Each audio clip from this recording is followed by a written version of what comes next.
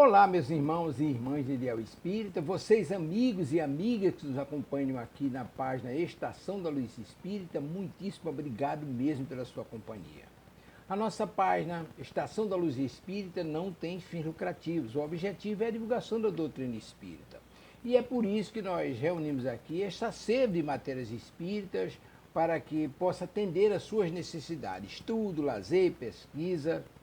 Você encontra aqui na nossa página Estação da Luz Espírita os livros da codificação, obras suplementares, entrevistas, palestras e os programas da Web Rádio Estação da Luz de Natal e Web Rádio Cristo Consolador de São Paulo. Ou seja, um acervo que atenda às suas necessidades, sem fins lucrativos. O objetivo é a divulgação da doutrina espírita. E agora eu convido você para nos acompanhar na reprodução de mais esse trabalho imperdível. Muito obrigado mesmo pela sua companhia e vamos juntos!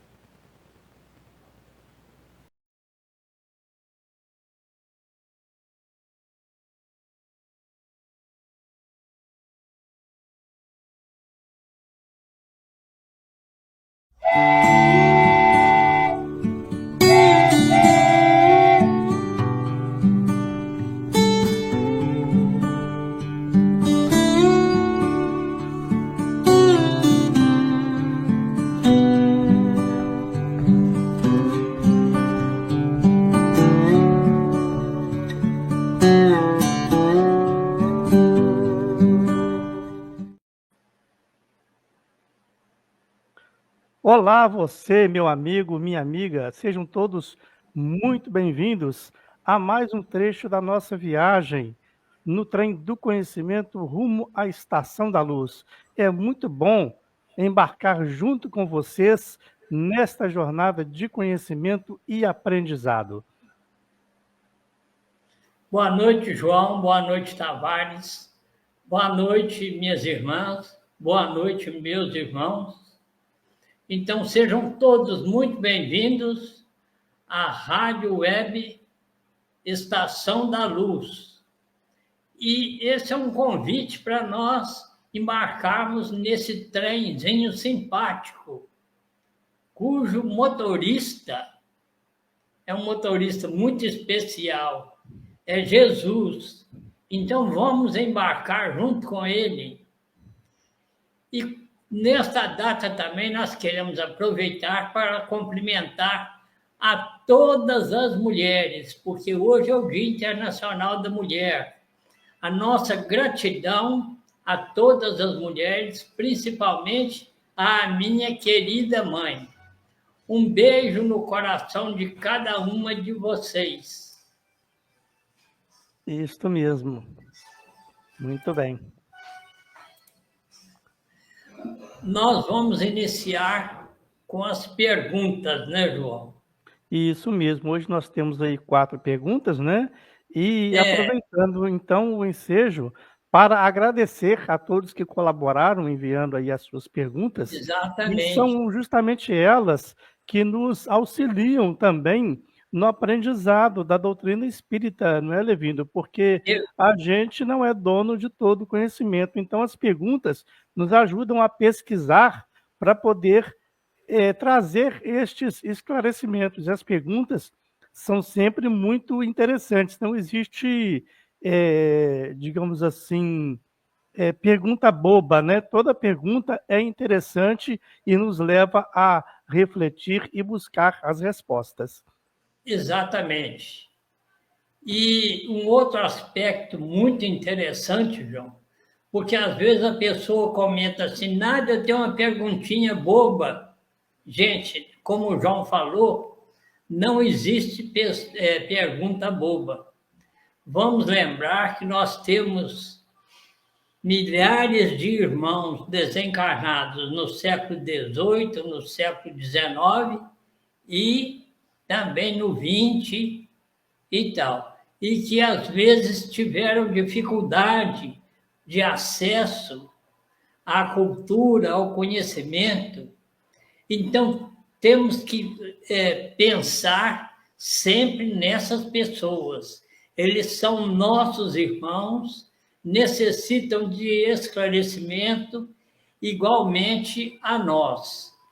E a primeira pergunta, então, vem lá de João Pessoa. Veja bem que maravilha. É a pergunta do Heitor, de João Pessoa. Então, como é que é a pergunta? Qual a diferença entre o Evangelho segundo o Espiritismo e o Evangelho dos Evangelistas, propriamente dito? Então, Heitor, a sua pergunta é muito interessante, muito boa, porque, aliás, de vez em quando as pessoas estão questionando isso, né?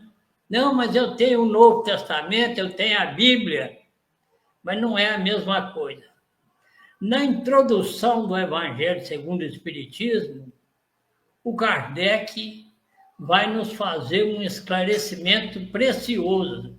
Você pode tomar do exemplar que você tem em casa e conferir, né? Então, Kardec nos convida a fazer uma releitura dos evangelhos que estão no Novo Testamento. E ele vai dizer que os evangelhos abordam 4 angulações principais. Primeiro, são os atos comuns da vida de Jesus. Então, isso não interessa ao Espiritismo.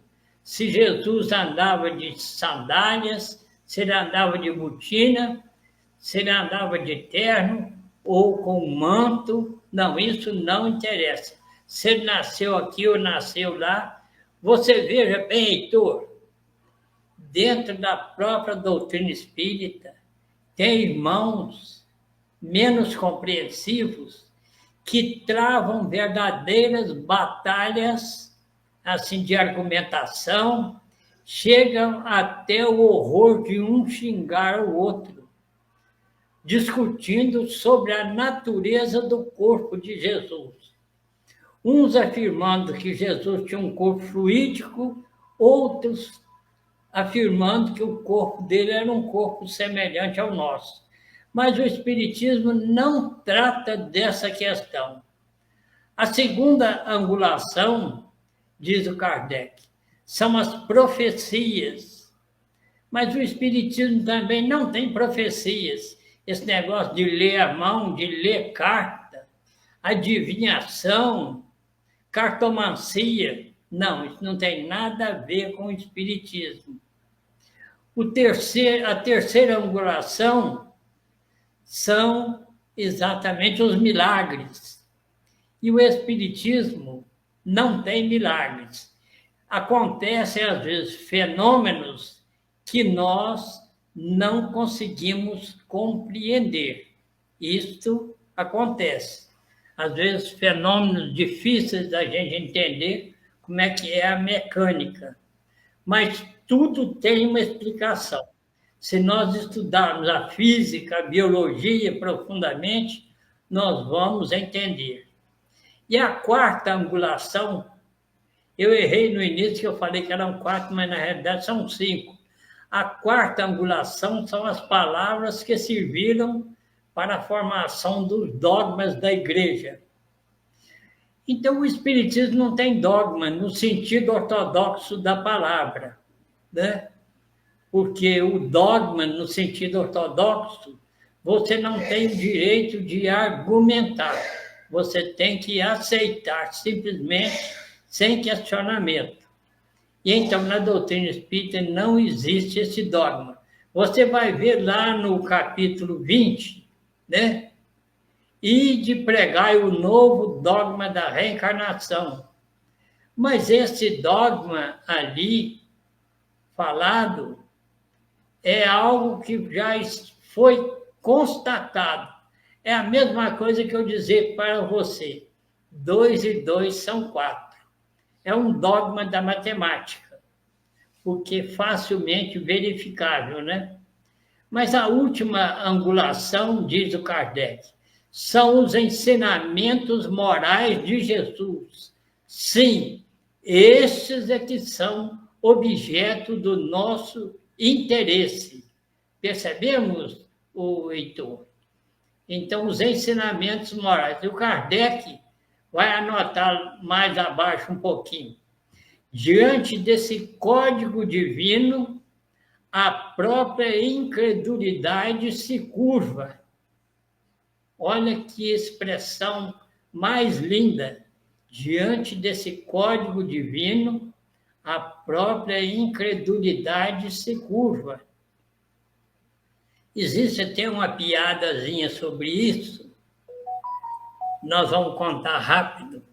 Então, um dono de um mercado estava escutando a emissora local, quando uma viúva ligou para lá, para a emissora, para pedir ajuda. E ela pedia em nome de Deus. Aí, esse homem que era ateu, chamou 2 dos seus funcionários de confiança e falou com eles: vocês lotam a caminhonete de víveres e levam para essa viúva. E ela tinha dado o endereço. Agora, tem o seguinte: quando chegar lá, na hora que ela perguntar quem é que mandou tudo isso, vocês digam: foi o diabo. Se vocês não disserem, eu vou despedir todos os 2. E eles foram, assim, muito apreensivos, né? Muito chocados com aquela ordem do patrão, mas foram dispostos a cumprir a ordem. E chegando lá no endereço, a viúva nada de perguntar quem é que tinha mandado. E eles estão só descarregando, e o material já vai acabando e eles foram ficando apertados, porque não conseguiram transmitir para aquela viúva o recado do patrão, né? Aí, quando já estava no finalmente mesmo, um deles não aguentou mais a pressão e perguntou: escuta, a senhora não vai perguntar quem é que mandou tudo isso para a senhora? Ela falou assim: ah, meu filho, não vou perguntar não, porque quando Deus manda, até o diabo obedece. É uma piadinha interessante, né? Muito interessante. Com certeza. É. Ô, Levino, se me permite acrescentar com Sim, relação a essa pergunta, né? Lá mesmo, na primeira parte, lá no início, né, do Evangelho segundo o isso. Espiritismo, Kardec explica o seguinte: o Evangelho segundo o Espiritismo contém as máximas morais do Cristo, sua concordância com o Espiritismo e sua aplicação às diversas circunstâncias da vida. É isso mesmo, João. E Então, é o ele, Evangelho de Jesus trazido para o nosso contexto do dia a dia. exatamente. E nessa introdução também, o Kardec escreve sobre a fé raciocinada.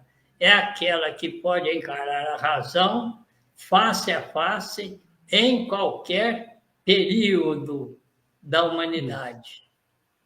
Isso é um Isso mesmo, aspecto muito interessante também, né? com certeza. Né? Ô, João, a segunda pergunta, então, fica com você, né? É Ah, ok, do certo. Luiz de Almeida. Então vamos lá. É o José Luiz de Almeida, de Mossoró, Rio Grande do Norte. A pergunta Perfeito. dele é: se os espíritos se alimentam assim como nós, se eles comem, se têm sede, não é? Muito bem, o José Luiz. Primeiramente, a gente vai lembrar que lá no Evangelho, Jesus nos alerta que nem só de pão vive o homem, não é? Então, às vezes a gente fica muito preocupado com as questões materiais, até mesmo depois de desencarnados, não é? Então, Jesus nos dá aí essa orientação que a gente também precisa se preocupar, aliás, principalmente, não é, com as questões morais. São essas que a gente vai levar para o plano espiritual, é a nossa bagagem moral, né? E para responder de forma mais pormenorizada essa sua pergunta, a gente vai recorrer lá ao Livro dos Espíritos, na questão 254, deixa eu abrir ele aqui, com dificuldade de localizar aqui, mas na questão 254 de O Livro dos Espíritos, os espíritos superiores nos orientam que os espíritos desencarnados, obviamente, né, não possuem órgãos.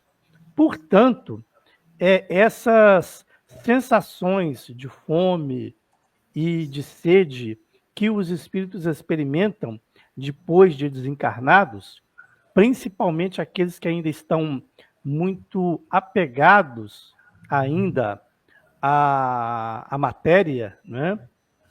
Eles ainda têm essa sensação, às vezes até mesmo sente dores, né? Então também sente fome, sente sede. A gente já exemplificou aqui uma vez que mesmo quando encarnados, como por exemplo quem usa óculos, eu já usei, né? Às vezes eu estava com óculos em cima da mesa e levava a mão aqui tentando ajustar os óculos, sendo que ele não estava mais no meu rosto, né? Kardec também ele exemplifica que às vezes uma pessoa que está andando com um casaco um pouquinho pesado, chega em casa, tira aquele casaco e sente como se ainda estivesse vestido com ele, porque as sensações elas ficam impregnadas, como que impregnadas na nossa mente. Então a gente acha que está com aquela sensação, mas é uma sensação falsa, né? Então, como os espíritos recém-desencarnados ainda estão numa condição um pouco assim atribulada, estão um pouco perturbados, eles precisam de um certo tempo para se desvencilhar dessas sensações que ele guarda ainda da matéria pesada, mesmo não estando precisando, porque espírito, como não tem órgãos, não é? Ele não precisa de sono para reparar as forças, ele não precisa do alimento, como nós conhecemos aqui, não é? Ele não precisa beber água, certo? Mas, como ele ainda tem essas sensações impregnadas na mente dele, na mente espiritual, ele acha que está sentindo fome, acha que está sentindo sede, e se acha naquela necessidade. Portanto, é a formação fluídica de alimentos, porque senão o espírito também vai acabar ficando mais perturbado do que já está. Então, por isso que acontece no plano espiritual essas questões do alimento, da água, né? Que é para o espírito aos poucos ir se ambientalizando com a nova realidade dele no plano espiritual. Tá certo? Eu espero que eu tenha respondido, tá? E também a gente tem lá na questão 257, né, do Livro dos Espíritos, exatamente falando sobre isso, onde os Espíritos falam o seguinte, olha, não vemos todos os dias a recordação ou a apreensão de um mal físico produzirem o efeito desse mal como se fora real? O que há apenas é que o cérebro guardou desta impressão, isso quando encarnado, não é? Lícito, portanto, será admitir-se que coisa análoga ocorra nos sofrimentos do espírito após a morte, né? Pessoal, a minha câmera anda falhando aí um pouquinho, tá? São coisas da internet, mas a gente vai trabalhando. O importante é a nossa fala, né? Ô, João, eu Sim. queria fazer um acréscimo, uma Certo. observaçãozinha, Uhum. que isso, inclusive, todos nós podemos verificar. Uma pessoa, por exemplo, que teve amputada uma das pernas, é muito comum a gente ver aquela pessoa, vamos dizer, faltando a perna esquerda, reclamando que a perna esquerda está com coceira ou está doendo, né? Sendo que ele nem tem mais a perna, né? Pois é, agora imagina depois que a gente desencarnar, né? A quantidade de Pois é, sensações que a gente ainda vai ficar impregnado da matéria densa, né? sem dúvida, sem dúvida. Você A gente responde vai querer muito. uma cama para dormir, a gente vai querer um PF para almoçar, né? É, exatamente. Ô, João, eu acho que nós podemos passar para a próxima, né? Certo. A próxima, você quer responder ou eu? Sim, sou eu. Ok. Então, a próxima é da Silvana Queiroz. Ela é lá de Campinas. Campinas, cidade muito bonita, muito bacana, né? Lá do estado de São Paulo.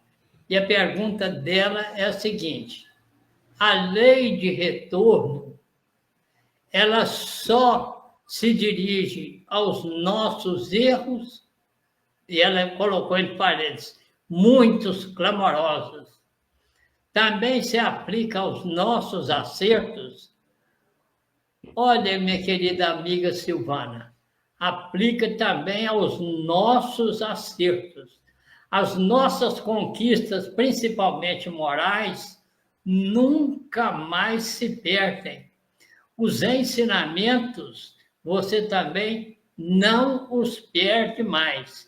Aquilo é uma aquisição permanente do espírito. Então, aquele período que você passou na escola, estudando principalmente a física, a química, a biologia, esses ensinamentos ficam gravados na sua estrutura mental. Perfeito? Então, o que a gente faz de bom também fica perfeitamente marcado. Então, eu acho que é só isso, João. Eu gostaria de acrescentar também, Levindo, com relação a Sim, essa pergunta, tá?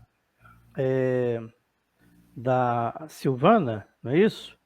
Que lá nas questões 258 e 259 de O Livro dos Espíritos, a gente tem uma boa orientação a respeito disso, que vem a esclarecer também um pouquinho essa pergunta aí da Silvana, né?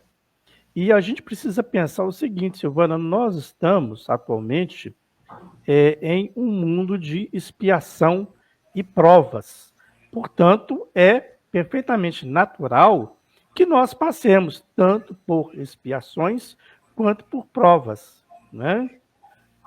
E conforme está lá no livro dos Espíritos, né, muitas das vezes, antes de reencarnarmos, nós mesmos escolhemos o gênero de provas, né, que a gente vai passar na próxima encarnação, né? Quando a gente tem a consciência adequada para fazer essa escolha, tá certo? E a gente também precisa lembrar, né, aquele conceito que até mesmo Jesus nos deixou, né, a cada um conforme as suas obras, né? E também o conceito da doutrina espírita, né, que a semeadura é livre, mas a colheita é obrigatória. Portanto, somos nós mesmos que definimos o nosso destino e as provas e as expiações que a gente vai precisar passar, né?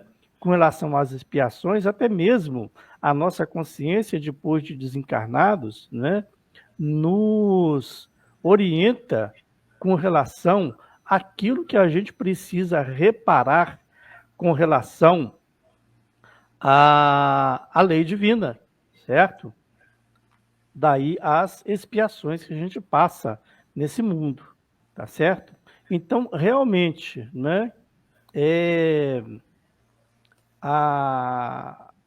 as dores e os problemas, eles na realidade são mecanismos, né, para a gente evoluir espiritualmente. Imagina, por exemplo, na escola, né? A gente não tem, às vezes, o professor passando para nós um problema para a gente resolver. Aquilo serve para quê? Para a gente raciocinar, para a gente aprender. Então, é nas dores e nas provas que a gente acaba aprendendo e, com isso, tendo um certo grau de progresso moral, certo? É por aí mesmo, Levindo? É por aí mesmo, é isso mesmo, João. Uhum. E aí nós podemos começar a nossa leitura. Aí eu Não, te ainda tem pedi... mais uma pergunta, Levindo. Tem Tem, a mas... pergunta aí da Heloísa Gouveia. Sim, mas essa eu não recebi. Não recebeu? Eu recebi Não. aqui, Levindo. Então, se você me permite responder, né? Ah, você pode responder. Posso? Ok, Pode. então vamos lá. Pior que eu acabei confundindo as coisas aqui, Levindo. Sim, Porque a pergunta da Heloísa Gouveia, que é de Jardim Paulista, São Paulo, também sim. tem a ver com a pergunta anterior, de certa Perfeito, forma, tá? Aí eu perfeito. acabei respondendo também parte dessa aqui, né? Tá ok. A pergunta dela é: a lei de retorno, ela só. Ah, não, essa aqui foi a que você leu, Levindo. Eu acabei É, alterando aqui a ordem das coisas, tá? pois é, A pergunta que eu respondi antes foi da Silvana Queiroz, de Campinas, de Campinas, isso mesmo. né? E ela pergunta se a dor sentida, mas não aceita nem entendida, tem algum valor na nossa vida. E a resposta, Silvana, é sim, justamente pelo que eu estava explicando, né? Porque as dores e os problemas, elas são exatamente os mecanismos que a gente tem à nossa disposição através das provas e expiações, repetindo, né, para o nosso progresso. E um outro aspecto muito interessante, João, Hum, complementando aí mais um pouco. A revolta diante da expiação é algo extremamente complexo, complicado, porque você se revoltar contra Deus, você acaba por perder os frutos redentores da prova pela qual você está passando ou experimentando. exatamente, é igual na escola, né, Levindo? Se a gente Exatamente. não passa em determinada matéria, a gente não tem que entrar de recuperação. Então, o que Exatamente. acontece? Se a gente não aceitar, né, quando encarnado, determinada prova, né, ou determinada expiação, o que vai acontecer? Na próxima, a gente vai ter que passar por ela de novo. É Não é verdade, verdade? é Uhum. verdade. É. Então, E João, é tem o outra. caso muito interessante que aconteceu, por exemplo, com a Ledinha. O caso está narrado no livro Peixotinho, Materializações do Amor. Então a Ledinha morava ali por perto da Praça da Bandeira, no Rio de Janeiro. E ela foi acometida pela enfermidade da lepra, né? A hanseníase. Hanseníase. E a hanseníase, você sabe, deforma todo o corpo, ou seja, vai comendo todo o corpo da pessoa, né? Principalmente o rosto. Então a Ledinha tinha combinado com a sua família que aquela noite seria a última que ela iria lá no Centro Espírita André Luiz.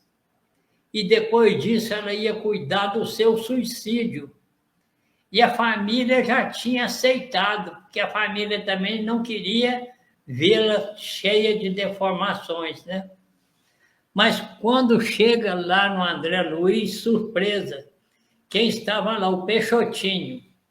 E sai da cabine mediúnica a irmã Sheila. A irmã Sheila toma a Ledinha pelo braço e a conduz para um canto do salão, conversa com ela mais de 30 minutos, a irmã Sheila materializada, né? E aí explica tudo para ela. Depois que a irmã Sheila foi embora, aí ela passou a aceitar a enfermidade com paz interior. Inclusive, quando veio a cegueira proveniente da enfermidade, ela orava agradecendo a Deus pela oportunidade de experimentar a cegueira. Você veja que interessante. A conversa da Sheila com ela foi algo assim muito profundo, né? Que tocou profundamente o seu coração. E ela então não perdeu os frutos daquela oportunidade redentora. Exatamente. E é preciso também a gente lembrar, Devindo, que conforme nos disse Jesus, né, lá no É, Evangelho, que meu reino não é deste mundo. Lá e não na terra é que recebereis a recompensa das vossas boas obras. Só que a grande maioria quer receber a recompensa aqui e agora, com coisas materiais. exatamente. Exatamente.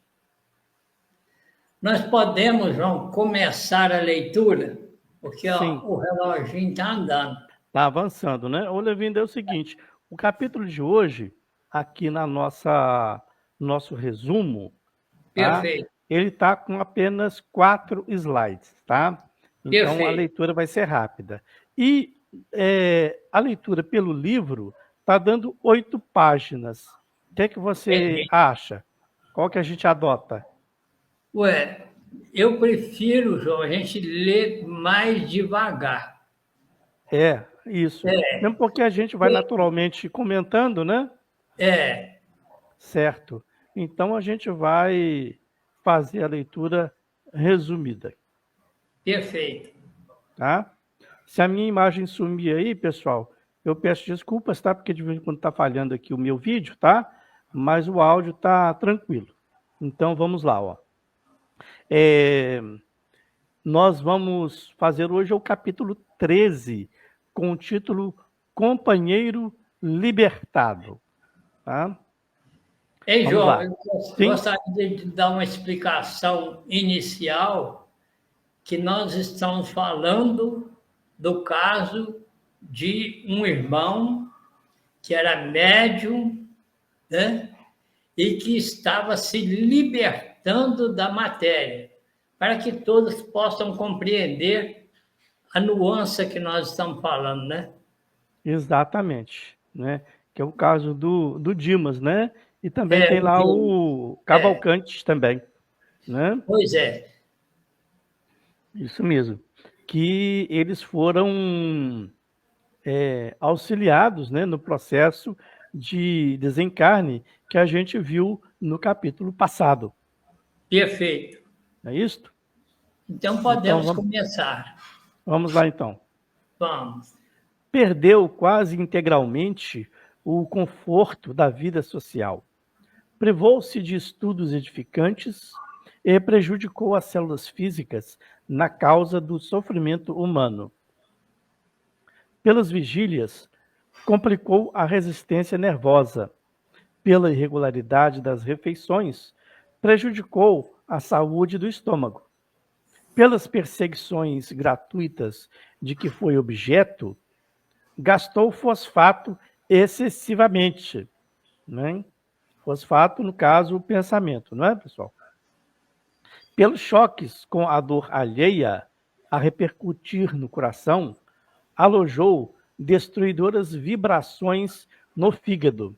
Olha aí o pensamento interferindo na matéria física, no caso, no nosso organismo. Não é isso mesmo, Levindo? É isso mesmo. Inclusive, João, isso ficou assim muito bem comprovado por aquela bioquímica norte-americana, a doutora Candace Pert, citada pela doutora Marlene Nobre. Ela foi pesquisar como é que agiam os opiáceos em nossas células e acabou descobrindo que as nossas células têm dezenas de receptores das nossas emoções. Então, você não vê, por exemplo, o caso da úlcera nervosa, né? O fígado ruim por causa do estado emocional do paciente. Pois é. Isso aí se encaixa perfeitamente naquilo que disse Jesus, né? Ele nunca disse, eu te curei. Ele disse, tua fé te curou. É justamente através desse processo, não é, Levindo? Exatamente, exatamente. Uhum. Não é que a gente vai abandonar o tratamento médico tradicional. Não é isso, ok, pessoal? Mas ter um pensamento positivo faz bem para a saúde.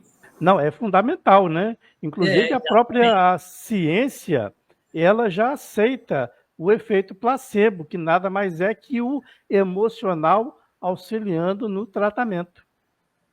Exatamente. Né? Ô, Levindo, eu cometi um equívoco aqui, porque Sim. eu comecei a leitura pelo segundo slide desse capítulo. Pulei o primeiro slide. Tá? Volta, então, a gente recomeça de eu novo. vou recomeçar, tá bem?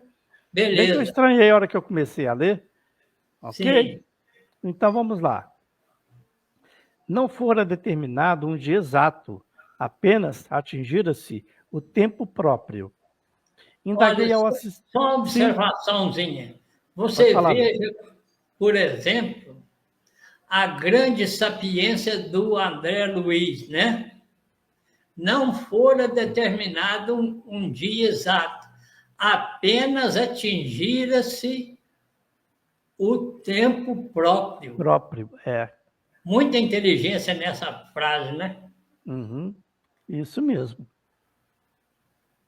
Indaguei ao visitante. Vivera Dimas toda a cota suscetível a ser aproveitada? Não chegou a aproveitar todo o tempo pré-fixado? Deixa eu voltar com a minha câmera aqui. Teria sido, como fui, suicida inconsciente? Pensei porque mereceria um movimento excepcional de assistência individualizada, né? Aí então ele está mesmo, o André Luiz, relembrando aí também o caso dele, né? Porque ele chegou no plano espiritual como suicida. Exatamente. Não é isso, Levindo? É isso mesmo. Aí o Jerônimo responde, não, André, nosso amigo não é suicida.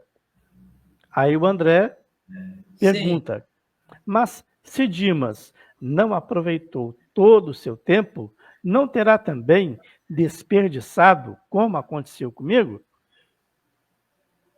Aí o Jerônimo responde, não conheço seu passado e acredito que as melhores intenções terão movido suas atividades no pretérito, né? Então a gente está vendo aqui o papel das intenções, não é?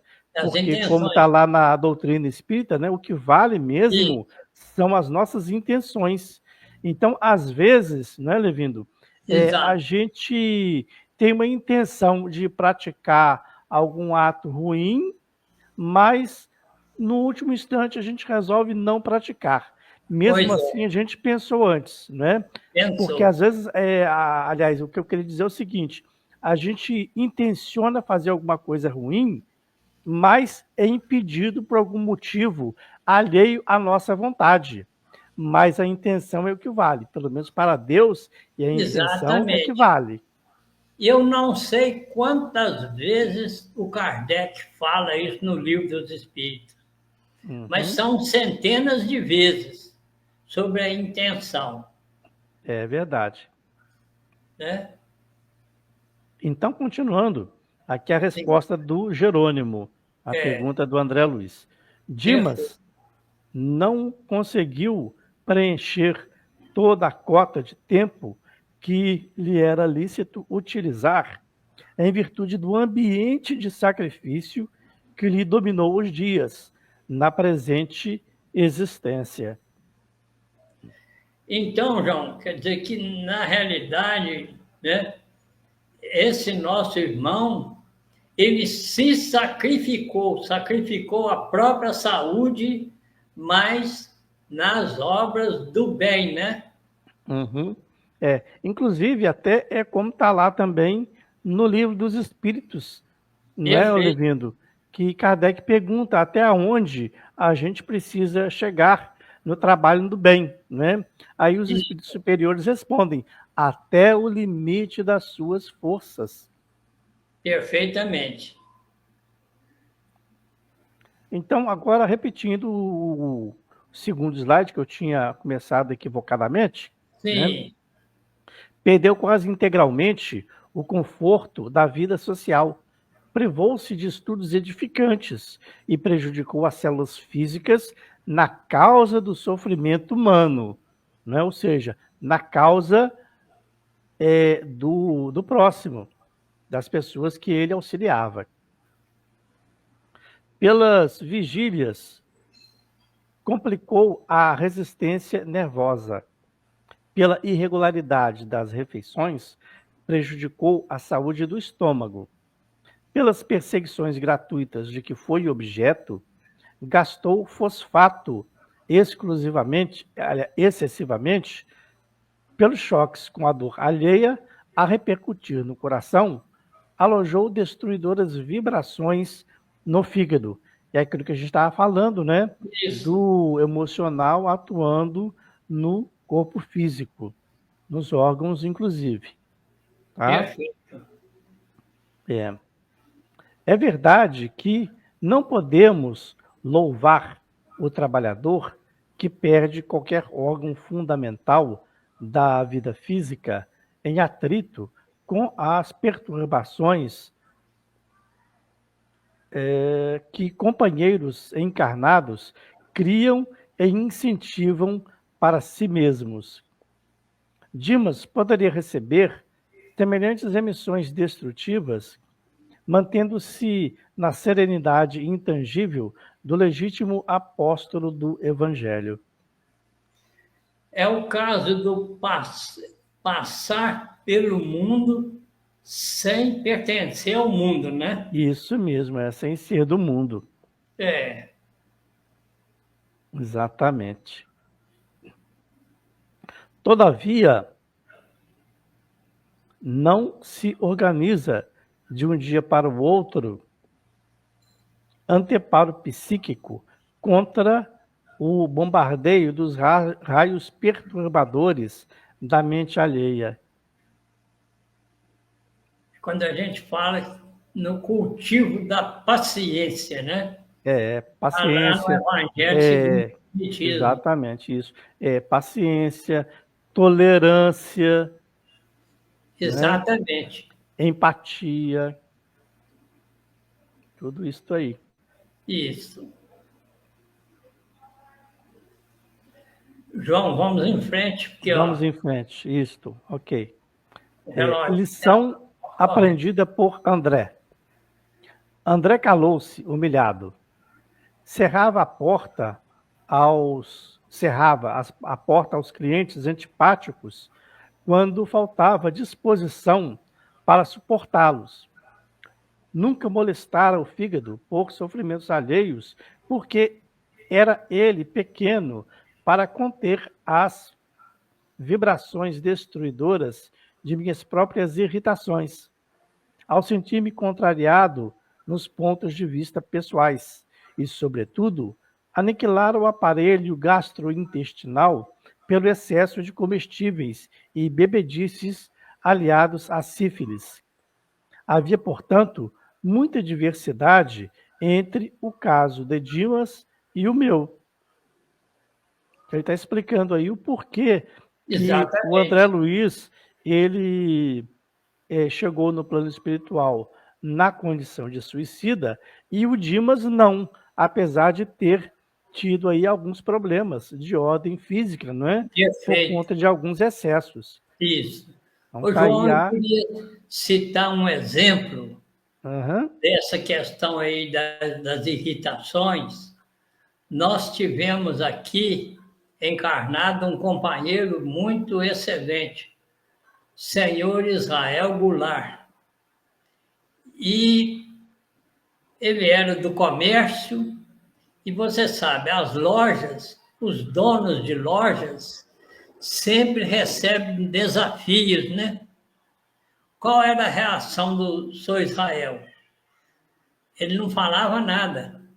Quando a pessoa saía, ele entrava no escritóriozinho dele, fechava a porta e ia fazer preces em favor daquela pessoa que o ofendeu, desacatou e tal. Então, veja bem, esse é um exemplo para a gente aprender para seguir, né? Isso mesmo, exatamente. Né? É. Então, seguindo aqui, Jerônimo explica o processo de liberação, da alma. Perfeito. Há três regiões orgânicas fundamentais que demandam extremo cuidado nos serviços de liberação da alma. O centro vegetativo, ventre, sede das manifestações fisiológicas. O centro emocional, tórax, e o centro mental, que é o cérebro, né? Então ele está falando aí das regiões orgânicas, né, que estão ligadas aí, né, essa parte perispírito e corpo físico. Perfeito. Eu acho, deixa eu ver aqui. Não, mas ainda tem mais um mais à frente. Não, aqui, deixa eu ver. Ah, não, o que fala aqui está falando a respeito de um link, né? Se o pessoal quiser procurar aí, que trata sobre o desencarne de Dimas, né? Isso. Inclusive, a pessoa pode procurar na internet que tem tipo um filmezinho e a pessoa pode ver. Tem um link aqui, parece do YouTube. Não é isso mesmo, Levinho? Isso mesmo, do YouTube. Isso, é só o pessoal entrar lá e procurar. Né, pelas palavras-chave que consegue encontrar. Certo? Certo. E agora, aí sim, nós encerramos aqui o capítulo 13. E já convidando todos vocês, na próxima sexta-feira, a gente seguir com o capítulo 14, com o título Prestando Assistência. Esse capítulo, João, é muito interessante, porque aí vai acontecer o desligamento de fato. É algo assim para ser lido com muita atenção e ele suscita, inclusive, muitas perguntas.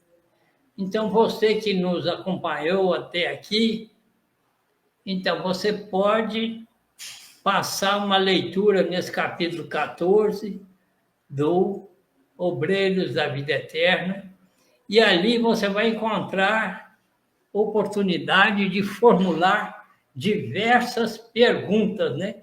Inclusive tem algumas até bastante complicadas, mas você pode ficar à vontade, pode perguntar, a gente vai pesquisar para fazer a resposta de acordo com a doutrina espírita. Não é isso, João? Positivo, né? E conforme a gente falou lá no início, as perguntas também nos ajudam a assimilar os contextos e procurar na literatura espírita, né, as respostas, né, os contextos, para a gente poder responder. Então, a gente também acaba aprendendo com isso. Exatamente. Então, João, esse próximo slide, ele diz o seguinte: a mediunidade é título de serviço, como qualquer outro. Em vista disso, não se estabelecem Conjuntos de cooperação para os médiuns em geral, mas apenas para aqueles que estejam dispostos ao trabalho ativo. Há muitos aprendizes que não ultrapassam a fronteira da tentativa, da obsessão. Desejaria o caminho bem aplainado. Isso aí, ô João, inclusive a gente de vez em quando ouve pessoas dizerem: ah, mas eu queria ser igual Chico Xavier. Aí a gente só pergunta: será que ele estaria disposto a tomar o cálice que o Chico Xavier tomou? Pois é, exatamente, Levi. É. E o Dimas, a gente vai ver, inclusive, nos próximos capítulos, você vai ver que vida de sacrifício. E, sobretudo, o que acontece? Uma língua, vamos dizer assim, santificada, porque ele não dava notícias de jeito nenhum, notícias ruins das pessoas. Tem um caso de assassinato que o padre acabou falando com o Dimas, mas o Dimas nunca transmitiu isso para ninguém. Então, a gente vai ver o efeito dessa prudência no falar, né? E nós todos somos convidados também ao exercício da prudência. Nada de falar demais. Isso é a rádio propaganda, né? Uhum, Inclusive, Jesus mesmo já ensinava, né? O ruim é o que sai pela boca, né? Não é o que entra. Exatamente. Né? Exatamente. Ô, Levindo, essa leitura que você fez aí, pelo que está constando aqui para mim, ela Sim. já pertence ao capítulo 14. Ela Dá uma pertence conferida ao capítulo 14. Isso, exatamente, Mas aí você poderia dar uma lida nela, nesse slide, certo. porque ainda faltam 10 minutos. Positivo. Né? Então, vamos lá. André, falando, né? Há, desse modo, comissões de colaboração permanente para os médiuns em geral? Por que o André Luiz está perguntando isso? Né? Por conta do caso do Dimas, né? Que era médium. Aí, em seguida, tem essa leitura que você fez, eu vou repetir. Sim. A mediunidade é título de serviço como qualquer outro. Em vista disso, não se estabelecem conjuntos de cooperação para os médiuns em geral, mas apenas para aqueles que estejam dispostos ao trabalho ativo. Há muitos aprendizes que não ultrapassam a fronteira da tentativa da observação. Desejariam caminho bem aplainado, exigindo a convivência exclusiva dos espíritos genuinamente bondosos. Não suportam a aproximação de infelizes encarnados ou desencarnados, estacionando a menor picada de dor. É aquilo que você estava falando, né? A respeito de muita gente querer ser igual ao Chico. A gente ainda tem muitas encarnações aí pela frente, muita bagagem moral a conquistar para chegar nos pés do Chico. Exatamente, para chegar aos pés, né? Então, João, uma certa vez o Chico estava assim, bem enfraquecido, sabe? Mas e aquela fila de pessoas que visitavam o Chico, aquela fila não acabava. E todos que vinham cumprimentar o Chico beijava a mão. Aí você imagina, o lábio dele já estava ferido de tanto beijar aquelas mãos. Aí nós temos um companheiro que no momento agora esqueci o nome, e pergunta: ô Chico, meu filho, por que você beija a mão de todo mundo? Aí o Chico falou: ah, meu irmão, é porque eu não posso beijar os pés. Mas ele falando isso, não numa falsa modéstia, não. É falando isso do seu interior. Então, aí vocês vejam o quanto nós temos que caminhar para chegar ao Chico Xavier. Ô, João, tem aquela lição também que é formidável. Veio de lá um desses desocupados, igual a gente vê para tudo quanto é lado, né? E aí chegou perto do Chico e falou: Chico, você veja só que absurdo. Tem uma mulher rica que está aí na fila para receber cesta básica. Ela é rica, ela tem até apartamento lá no centro de Uberaba. Aí, esperando que o Chico fosse dizer alguma coisa ao Chico, qual foi o comentário do Chico? Que lição de humildade nos dá essa senhora, hein, meu amigo? Sendo rica, não precisando, ela se sujeita ao sol e à chuva só para que os pobres não se sintam humilhados. Então, aí você vê, até a gente chegar à condição de ter espontaneamente uma resposta dessa natureza, já será algo muito extraordinário, né? Ô, João, nós temos que nos despedir, porque só faltam 5 minutos, né? Certo, tá. Então, a gente fica no aguardo das perguntas dos nossos irmãos e a gente aproveita mais uma vez para agradecer a todas as mulheres, a todas as mães, principalmente a minha mãezinha. Um beijo no coração de cada uma e parabéns, parabéns, que Deus abençoe a todas vocês. Muita paz, um excelente final de semana e que Jesus esteja presente em cada um dos lares participantes. Que assim seja, graças a Deus. Muito bem, então, parabéns a todas as mulheres e principalmente as mães, né, pelo seu Dia Internacional da Mulher.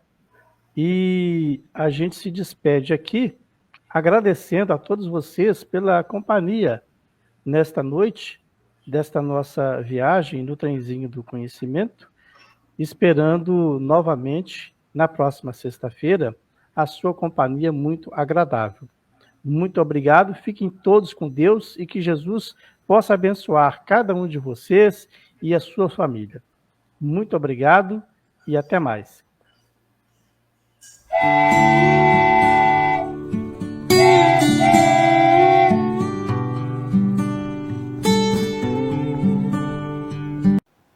Chegamos ao final da nossa atividade. Muitíssimo obrigado mesmo pela sua companhia e espero você no próximo evento.